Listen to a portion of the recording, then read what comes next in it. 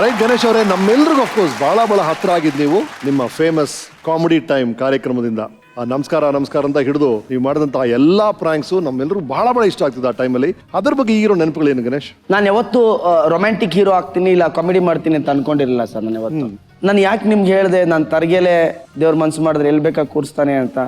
ಅಂದ್ರೆ ಆಕ್ಚುಲಿ ಆ comedy time ಬಂದಿದ್ದು ನನಗಲ್ಲ, ರವಿಶಂಕರ್ ಗೌಡಂಗೆ. ನಮ್ ರವಿಗೆ ಸಿಲ್ಲಿಲಲ್ಲಿ ಡಾಕ್ಟರ್ ರವಿಶಂಕರ್ಗೆ ಬಂದಿದ್ದು. ಅವ್ನು ಬ್ಯುಸಿ ಇದ್ದ ಅಂದ್ಬಿಟ್ಟು ನನ್ನನ್ನು ಹಾಕ್ದ. ಅಂಡ್ ನನಗೆ ಅವ್ರು ಫೋನ್ ಮಾಡಿದಾಗ್ಲೂ ನಾನು ಹೇಳಿದೆ, ಇಲ್ಲ ನಾನು ಟಿವಿ ಎಲ್ಲ ಮಾಡಲ್ಲ, ನಾವೀಗ ಪಿಕ್ಚರು ಅಂತ ಫಿಲ್ಮ್ಸ್ ಮಾಡ್ತಾ ಇದ್ದೆ. ಆದರೂ ಒಂದ್ಸಲಿ ಅವಾಗಿದ್ದಿದ್ದೆ 2 ಚಾನಲ್ ಆಗಿರೋದ್ರಿಂದ ಸುಮ್ಮನೆ ಯಾಕೆ ಅಂತ ಹೇಳಿ ಸ್ಕ್ರೀನ್ ಟೆಸ್ಟ್ಗೆ ಹೋದೆ.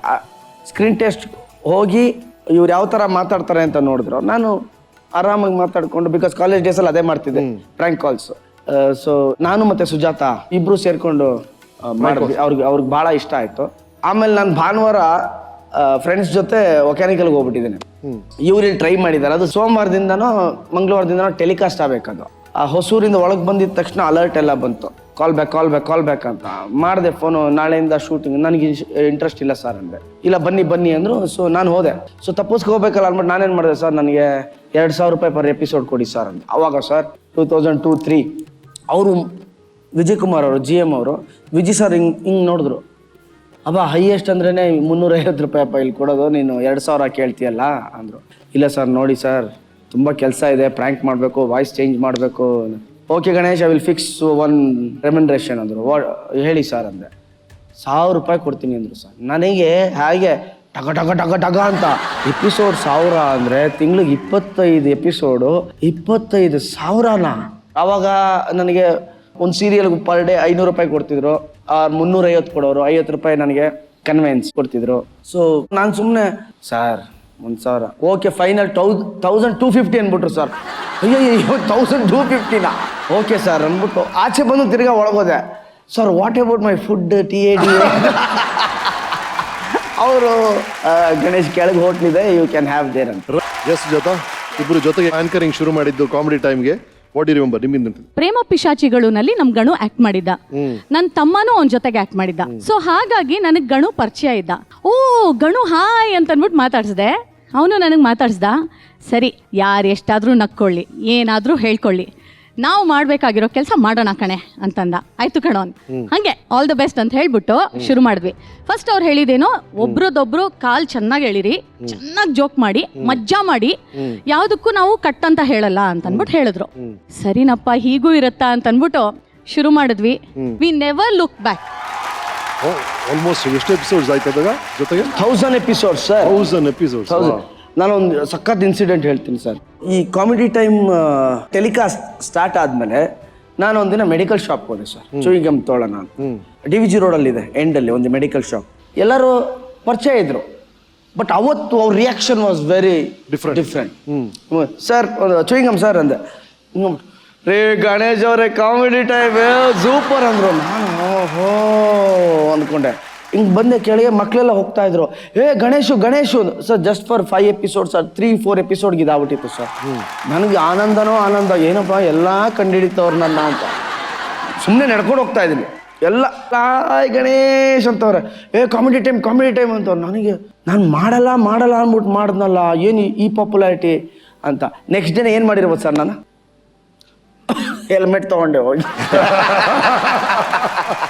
ಒಂದು ಏನಂದ್ರೆ, ಇವನಿಗೆ ನನಗೆ ಒಂದೇ ಥರ ಟಿ ಶರ್ಟ್ಗಳು ಕೊಡೋರು. ಆ ಶೂಟಿಂಗ್ ಮುಗ್ದಾದ್ಮೇಲೆ ಇವನ್ ಹಾರ್ಟ್ ತುಂಬ ದೊಡ್ಡದು. ಎಲ್ಲರೂ ಬನ್ನಿ ಲೈಟ್ ಅವ್ರು ಬನ್ನಿ, ನೀವು ಬನ್ನಿ ಎಲ್ಲರನ್ನೂ ಕರೆದು ಎಲ್ಲರಿಗೂ ಕೊಟ್ಬಿಡೋನು. ತಗೋ ನೀನು ತಗೋ. ಬಟ್ ವೀರಲಕ್ಷ್ಮಿ ಹೋಟ್ಲಿಗೆ ಹೋದಾಗ ಮಾತ್ರ ನನಗೆ ಅಪ್ಪಟ ಮೋಸ. ಇವನ್ ಮಟನ್ ಬಿರಿಯಾನಿ ತಿನ್ಬೇಕು ಅಂತ ನಾನು ಮೊಸರನ್ನ ತಿಂತಾ ಇದ್ದೆ. ಯಾಕೆಂದ್ರೆ ಅಲ್ಲಿ ನಮ್ಗೆ ವೌಚರ್ ಕೊಡೋರು. ಆ ವೌಚರ್ನಲ್ಲಿ 1 ಮಟನ್ ಬಿರಿಯಾನಿ ಇತ್ತು. ಅದಿಷ್ಟು ಅಂತ ದುಡ್ಡಿರೋದು. ಅವನೊಂದು ಮಟನ್ ಬಿರಿಯಾನಿ ತಗೊಂಡ್ರೆ ಇನ್ನೊಂದು ನಾನೇನು ತಗೊಳಕ್ಕಾಗಲ್ಲ. ಅವರು ಊಟದ ಟೈಮ್ಗೆ ನಮ್ಗೆ ಅದು ಕೊಡೋರು. ಪುಟ, ನಾಳೆ ನಾನು ಮಟನ್ ಬಿರಿಯಾನಿ ತಿಂತೀನಿ ಕಣೆ, ನೀನ್ ಮನೆಯಿಂದ ಮೊಸರನ್ನ ತಗೊಂಡ್ಬರೆ ಅಂತ ಹೇಳೋನು. ನಾನು ಓಕೆ ಕಣೋ ಗಣು. ಇವನ್ ದೌರ್ಜನ್ಯ ತೋರ್ಸೋನ ಅವಾಗ. ಏಯ್ ಮಾಡೆ, ಏನೇ ನೀವು ನಿನ್ನ ಫ್ರೆಂಡ್ ತಾನೆ ಮಾಡು ಅಂತ. ಇವನ್ ಮೇಕಪ್ ಸ್ಪಾಂಜ್ ನಾನು ವಾಶ್ ಮಾಡ್ತಾ ಇದ್ದೆ. ಬಟ್ ಏನ್ ಗೊತ್ತಾ, ಇಂಡಸ್ಟ್ರಿನಲ್ಲಿ ಎಷ್ಟೊಂದು ಜನ ನನಗೆ ಫ್ರೆಂಡ್ಸ್ ಇದ್ದಾರೆ. ಬಟ್ ಈ ಕಡೆ ಆ ಕಡೆ ಯೋಚನೆ ಅದೆಲ್ಲ ಯಾವುದೂ ಇಲ್ದೇ ಇರೋ ಒಂದು ಜೆನ್ಯೂನ್ ಫ್ರೆಂಡ್ ಅಂತಂದ್ರೆ ಇವನೇ. Thank you so much. ಬನ್ನಿ ಸರ್, ನೀವು ಟಿವಿ ಎಂಟ್ರಾದ ಮನಸ್ಸೊಳಗೆ I want to be a superstar ಅಂತ ಡೈರಿಯಲ್ಲಿ ಬರ್ದಿದ್ದೀರಿ, ದೊಡ್ಡ ಹೀರೋ ಆಗಬೇಕು ಅಂತ ಕನಸು ಕಾಣ್ತಾ ಇದ್ರಿ. ನಿಮ್ಗೆ ಸಿಕ್ಕಿದ್ರು ಅಲ್ಲ ಸಣ್ಣ ಪುಟ್ಟ ರೋಲ್ಸು ಟಿವಿ ಧಾರಾವಾಹಿಯಲ್ಲಿ, ಅವಾಗ ಯಾವ ಥರ ಫೀಲ್ ಆಗ್ತಿದೆ ನಿಮ್ಗೆ? ಅದ್ರ ಬಗ್ಗೆ ಹೇಗೆ ನೋಡ್ತಾ ಇದ್ದೀರಿ ನೀವು? ಸರ್ ಸಣ್ಣ ಪುಟ್ಟದೇ ನಾನು ಹೀರೋ ಫೇಲಲ್ಲೇ ಮಾಡ್ತಿದ್ದೆ ಸರ್. ನಾನು ಬ್ಯೂಟಿಫುಲ್, ದಟ್ ಇಸ್ ಸ್ಪಿರಿಟ್. ಸಣ್ಣ ಪುಟ್ಟದ ಇವ್ರ ಪಕ್ಕ ನಾನು ಗೆಳೆಯ ಸುಮಾರು ಪಿಕ್ಚರ್ ಜೊತೆಲಿ ಮಾಡಿದ್ವಿ. 2003-4 ಅಲ್ಲಿ ಎಲ್ಲ ಹೀರೋಸ್ಗೂ ನಾವೇ ಫ್ರೆಂಡ್ಸ್. ಎಲ್ಲ ಹೀರೋಸ್ಗೂ ನೀವೇ ಫ್ರೆಂಡ್ಸ್? ಎಲ್ಲ ಹೀರೋಸ್ಗೂ ಯಾರು ಫ್ರೆಂಡ್ಸ್ ಗ್ಯಾಂಗ್ ಅನ್ನೋರು. ವಿಷ್ಣುವರ್ಧನ್ ಸರ್ ಇಂದ ಹಿಡಿದು ವಿನೋದ್ ಪ್ರಭಾಕರ್ ಅವ್ರಿಗೂ ನಾವೇ ಫ್ರೆಂಡ್ಸ್, ಇನ್ಕ್ಲೂಡಿಂಗ್ ಐ.ಎಸ್. ಶಿವರಾಮ್ ಅವರು. ನಮಗೊಂದು ಗ್ಯಾಂಗ್ ಅಂತ ಹೆಸರಿಟ್ಬಿಟ್ಟಿದ್ರು ಸರ್.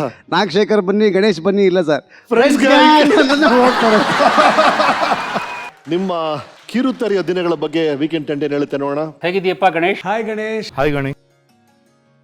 ಮೊಟ್ಟ ಮೊದಲ ಸುದೀರ್ಘ ದೈನಿಕ ಧಾರಾವಾಹಿ ವಠಾರದ ಅನೇಕ ಕಂತುಗಳಲ್ಲಿ ನೀನು ಅಭಿನಯಿಸಿದೆ.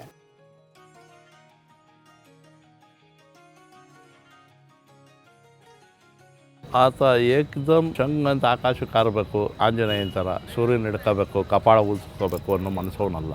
ಒಂದೊಂದೇ ಹಂತ ಬೆಳಿಬೇಕು, ತನ್ನ ಸಾಮರ್ಥ್ಯ ತೋರಿಸ್ಕೋಬೇಕು ಅನ್ನೋ ಮನಸ್ಸುಳ್ಳವನು. ನಮ್ಮ ಪಾಪ ಪಾಂಡುಗೆ ಬಂದ್ರಿ ನೀವು. ಅದರಲ್ಲಿ ಡೌಟೇಶ ಅನ್ನೋ ಒಂದು ಪಾತ್ರ ಮಾಡಿದ್ರಿ. ಎಲ್ಲದಕ್ಕೂ ಡೌಟು, ಡಾ ಬರ್ದಿರ ಎಲ್ಲದಕ್ಕೂ ದಾ ಹೇಳೋದು. ವಡೆ ಇಷ್ಟ ಅನ್ನಕ್ಕೆ ವದೆ ಇಷ್ಟ, ನಂಗನ್ ವದೆ ಕೊಡೆ, ನಂಗನ್ ವದೆ ಕೊಡೆ ಅಂತ ಹೇಳೋದು. ಆ ಕಾಮಿಡಿ ತುಂಬಾ ಚೆನ್ನಾಗಿ ಮೂಡ್ ಬಂತು, ಎಲ್ಲ ಇಷ್ಟಪಡ್ತಿದ್ರು. ನಾವು ಯದ್ವಾ ತದ್ವಾ ಅಂತ ಧಾರಾವಾಹಿ ಶುರು ಮಾಡಿದ್ವಿ. ಅದರಲ್ಲಿ ನಾವೆಲ್ಲ ಒಟ್ಟಿಗೆ ಒಂದು ಡ್ಯಾನ್ಸ್ ಮಾಡ್ತೀವಿ. ಆ ಡಿಕ್ ಚಿಕ್ ಡಿಕ್ ಚಿಕ್ ಡಿಕ್ ಚಿಕೆ, ಆ ಡಿಕ್ ಚಿಕ್ ಡಿಕ್ ಚಿಕ್ ಡಿಕ್ ಚಿಕೆ ಅಂತ. ಆ ಡ್ಯಾನ್ಸ್ ಇವತ್ತಿಗೂ ಕೂಡ ಅವಾಗ ನೆನ್ಸ್ಕೊಂಡು ಮಾಡ್ತಾ ಇರ್ತೀನಿ.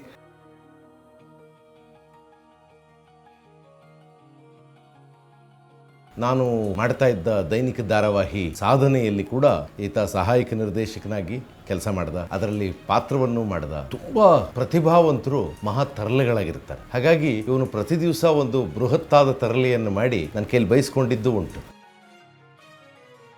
ನಾವು ಧಾರಾವಾಹಿ ಮಾಡುವಂತ ಸಂದರ್ಭದಲ್ಲಿ ನಮಗ್ ಬರ್ತಾ ಇದ್ದಂತ ಬಡ್ಜೆಟ್ ಅಲ್ಲಿ ನಾವು ನಿಮ್ಗೆ ಬಹಳ ಕಡಿಮೆ ದುಡ್ಡನ್ನ ಕೊಡ್ತಾ ಇದ್ವಿ. ಮುಂದೆ ಯಾವತ್ತಾದ್ರೂ ಒಳ್ಳೆ ದುಡ್ಡು ಕೊಟ್ಟು ನಿಮ್ಮ ಜೊತೆ ಕೆಲಸ ಮಾಡುವ ಅವಕಾಶ ಬಂದ್ರೆ ಫಸ್ಟ್ ನಿಮ್ಮ ಹತ್ರ ಬರ್ತೀನಿ ನಾನು. ಅದು ಹೇಳ್ತಾ ನಿಮಗೆ ಆಲ್ ದಿ ಬೆಸ್ಟ್ ಹೇಳಕ್ ಇಷ್ಟಪಡ್ತೀನಿ.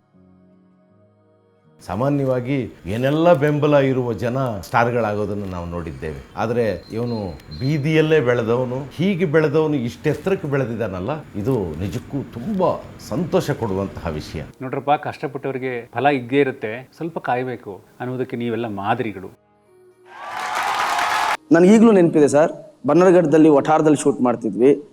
ಆ ಶಾರ್ಟ್ ಕಟ್ಟಾಗಿ ನಾನು ಈ ಕಡೆ ಬಂದೆ. ಮೋನಿ ಬಂದು ನನಗೆ ಹೇಳ್ದ, ಒಂದು ದಿನ ನೀನು ದೊಡ್ಡ ಆ್ಯಕ್ಟ್ರ್ ಆಗ್ತೀಯ ಹಾಕೊಂಡು. ನಾನು ಸುಮ್ಮನೆ ಕೇಳೋದು, ನಿಜ ಆಗ್ತೀನೇನಾ ಅಂತ. ಇಲ್ಲ ಆಗ್ತೀಯ, ನೀನು ದೊಡ್ಡ ಆ್ಯಕ್ಟ್ರ್ ಆಗ್ತೀಯ ಒಂದಿನ.